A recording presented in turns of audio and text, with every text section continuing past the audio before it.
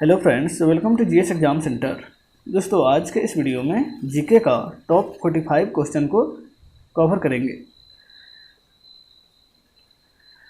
Hello friends, welcome to GS exam centre. दोस्तों, आज के इस वीडियो में जीके का टॉप 45 प्रश्न को कवर करेंगे।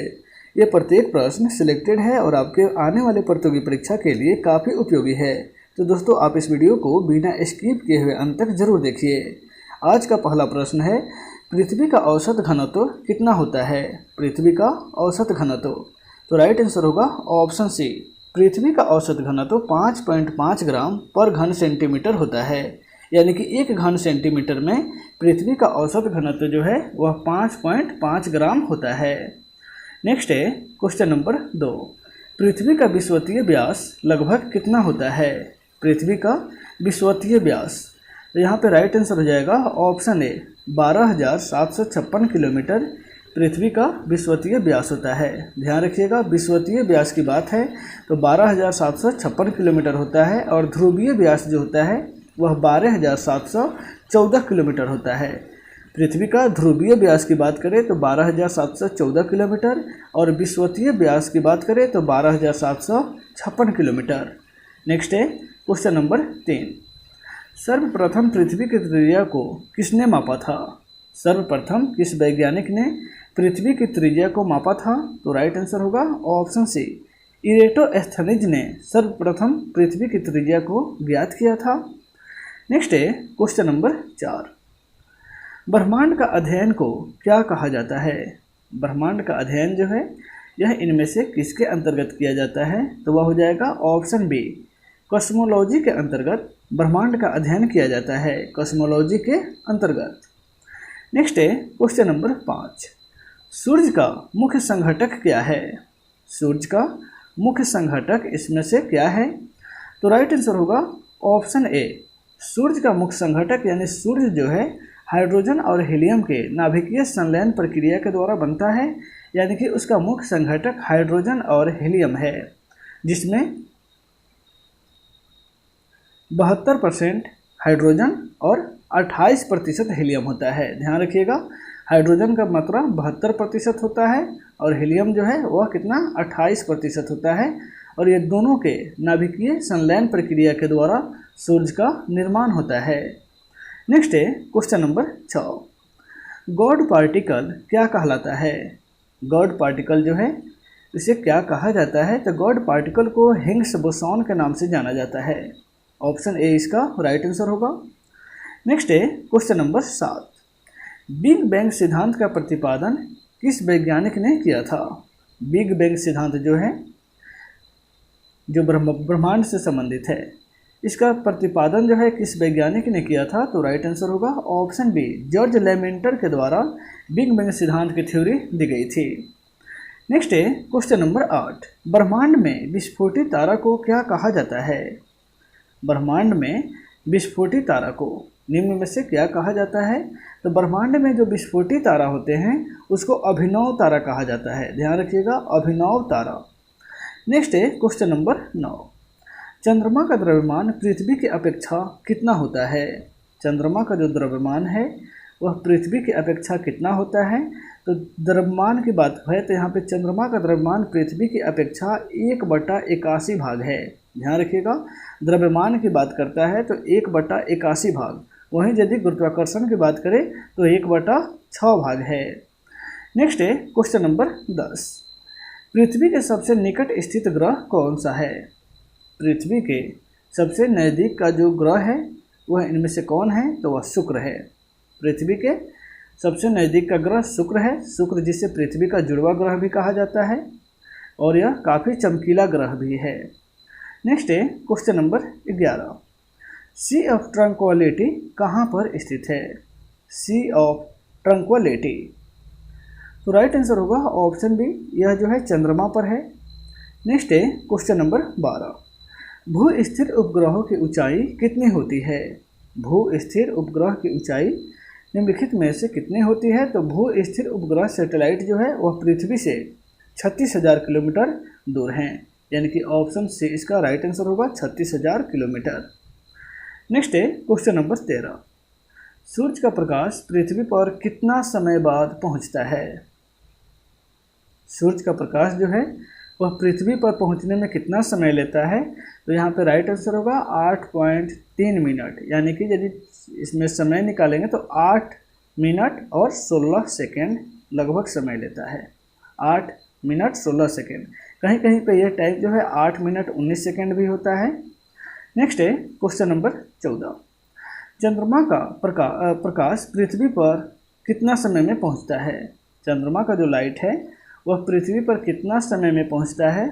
तो वह यहाँ पे राइट आंसर होगा 1.3 सेकेंड में। ध्यान रखिएगा, चंद्रमा के पास अपना प्रकाश नहीं है, लेकिन वह सूर्य के अपवर्तन के कारण वह चमकता है, इसलिए वो उसका प्रकाश जो है पृथ्वी पर पहुंचने में 1.3 सेकेंड लग जाते हैं। पृथ्वी और चंद्रमा के बीच की दूरी जो है वह 3,84,000 किलोमीटर है। नेक्स्ट है क्वेश्चन नंबर 15। ब्रह्मांड की आयु लगभग कितने वर्ष है?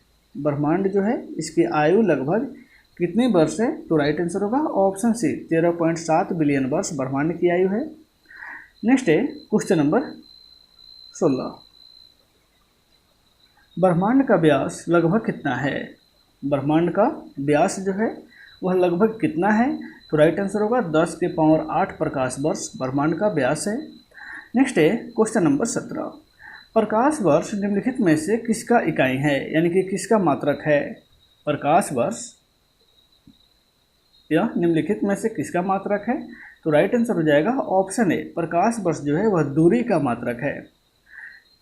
खगोलीय दूरी मापने के लिए प्रकाश वर्ष का ही उपयोग किया जाता है, इसलिए यह दूरी का मात्रक है। नेक्स्ट है क्वेश्चन नंबर 18। दूरी मापने की सबसे बड़ा मात्रक क्या है? दूरी मापने वाली सबसे बड़ा मात्रक, तो सबसे बड़ी मात्रक जो है वह पार्सेक होता है।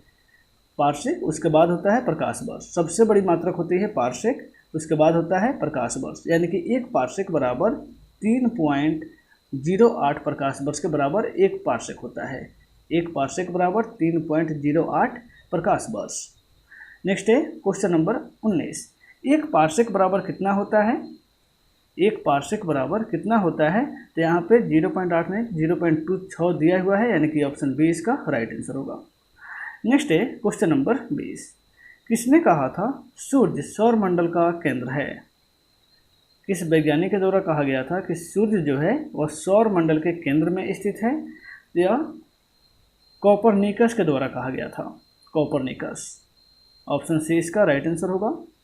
नेक्स्ट है क्वेश्चन नंबर 21।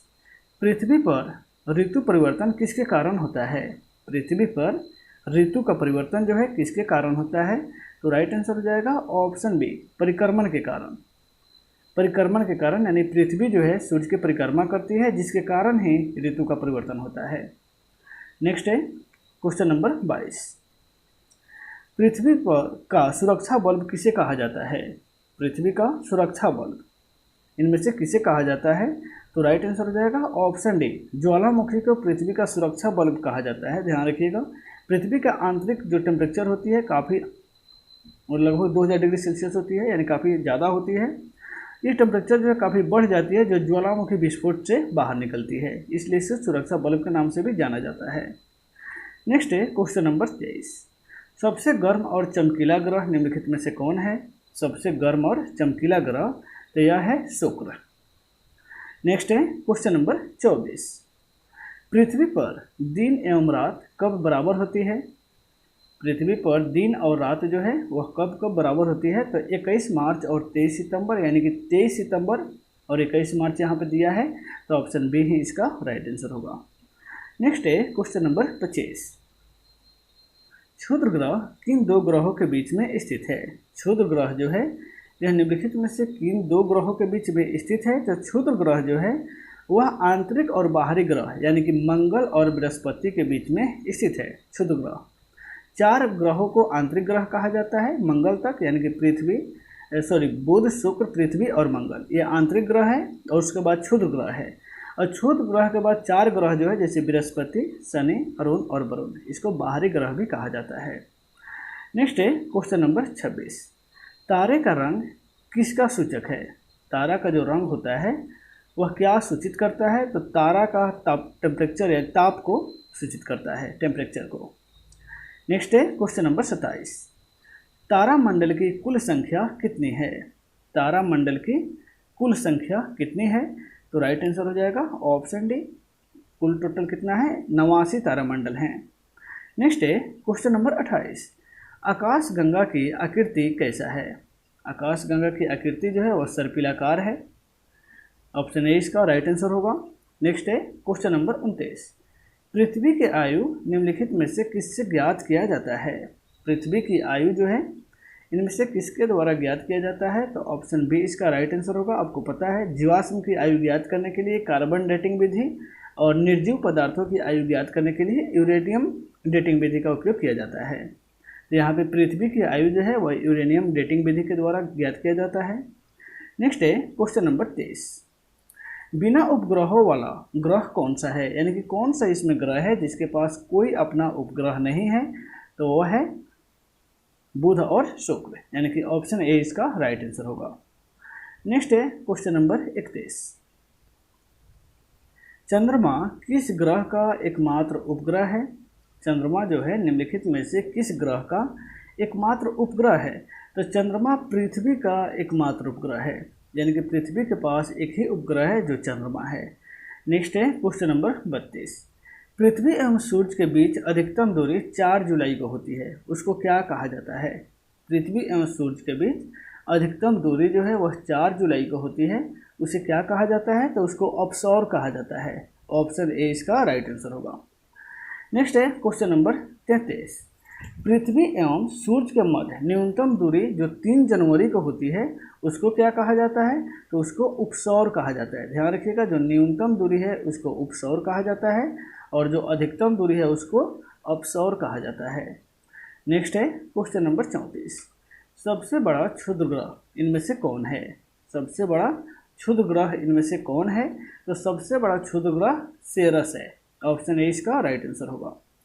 नेक्स्ट है क्वेश्चन नंबर 35, भोर या सांझ का तारा किस ग्रह को कहा जाता है? भोर या सांझ का तारा जो है उसको शुक्र ग्रह जो है, शुक्र ग्रह जिसको भोर या सांझ का तारा कहा जाता है। नेक्स्ट है क्वेश्चन नंबर 37, बावना ग्रह कहलाता है, इनमें से बताइए किससे बावना ग्रह कहा जाता है? तो यहाँ पे ऑप्शन डी राइट आंसर होगा, यानी कि सेरस जो है, सेरस, प्लूटो और एरिस, यह तीनों जो है बावना ग्रह के श्रेणी में आते हैं। नेक्स्ट है क्वेश्चन नंबर 37, सबसे चमकीला तारा कौन है? सबसे चमकीला तारा इनमें से कौन है? तो सबसे चमकीला तारा सेरस है, साइरस है। ऑप्शन ए इसका राइट आंसर होगा, जिसको डॉग स्टार भी कहा जाता है। नेक्स्ट है क्वेश्चन नंबर 38, सूर्य की ऊर्जा का मुख्य स्रोत क्या है? सूर्य की ऊर्जा का मुख्य स्रोत, तो सूर्य जो है हाइड्रोजन और हीलियम का नाभिकीय संलयन प्रक्रिया के द्वारा ऊर्जा को उत्सर्जन करता है, हाइड्रोजन और हीलियम से, यानी कि नाभिकीय संलयन के द्वारा सूर्य की ऊर्जा निकलती है, जो ऑप्शन बी में राइट आंसर है। नेक्स्ट है क्वेश्चन नंबर 39, सूर्य की सतह का तापमान कितना होता है? ध्यान रखिएगा, सतह के तापमान पूछा जा रहा है, तो सतह का तापमान 6000 डिग्री सेल्सियस है। ऑप्शन सी इसका राइट आंसर होगा। नेक्स्ट है क्वेश्चन नंबर 40, सूर्य का दीप्तिमान सतह को क्या कहा जाता है? सूर्य के जो दीप्तिमान सतह होता है उसको क्या कहा जाता है? तो उसे प्रकाश मंडल कहा जाता है। ऑप्शन बी इसका राइट आंसर होगा। नेक्स्ट है क्वेश्चन नंबर 41, सबसे बड़ा तारामंडल कौन सा है? सबसे बड़ा तारामंडल इनमें से कौन है? तो सबसे बड़ा तारामंडल है वह सेंटोरस है। ऑप्शन ए इसका राइट आंसर होगा। नेक्स्ट है क्वेश्चन नंबर 42, दो देशांतर रेखाओं के बीच की दूरी क्या है? दो देशांतर रेखाओं के बीच की दूरी को गोरे कहा जाता है, यानी कि ऑप्शन बी इसका राइट आंसर होगा। ध्यान रखिएगा, दो देशांतर रेखाओं के बीच की दूरी की गोरे कहा जाता है, जिसके बीच की दूरी 111 किलोमीटर लगभग होती है। लगभग 111 किलोमीटर दो देशांतर के बीच की दूरी होती है, जिसको गोरे कहा जाता है। नेक्स्ट है क्वेश्चन नंबर 43, गैनीमेड किस ग्रह का उपग्रह है? गैनीमेड जो है वह निम्नलिखित में से किस ग्रह का उपग्रह है? तो गैनीमेड बृहस्पति का उपग्रह है। ध्यान रखिएगा, बृहस्पति का। नेक्स्ट है क्वेश्चन नंबर 44, सबसे बड़ा उपग्रह इनमें से कौन सा है? सबसे बड़ा उपग्रह गैनीमेड ही है। ऑप्शन बी इसका राइट आंसर होगा। नेक्स्ट है क्वेश्चन नंबर 45, अंतरिक्ष यात्री को आकाश किस रंग का दिखाई देता है? जो अंतरिक्ष यात्री होते हैं उसको आकाश किस रंग का दिखाई देता है? तो उसे आकाश काला दिखाई देता है। ठीक है, काला दिखाई देता है। और हम लोग को जो पृथ्वी पर से देखते हैं उसको कैसा दिखाई देता है? तो नीला दिखाई देता है, क्योंकि ओजोन लेयर के माध्यम से पराबैंगनी किरण जो है, पराबैंगनी किरण ओजोन लेयर पर रहती है, जिसके कारण हम लोग को नीचे से नीला दिखता है। लेकिन अंतरिक्ष में जाने पर वायुमंडल समाप्त होती है, इसलिए वो हमको कैसा दिखता है? काला दिखता है। तो दोस्तों आज के वीडियो में बस इतना ही, फिर मिलते हैं नेक्स्ट वीडियो में। Take care.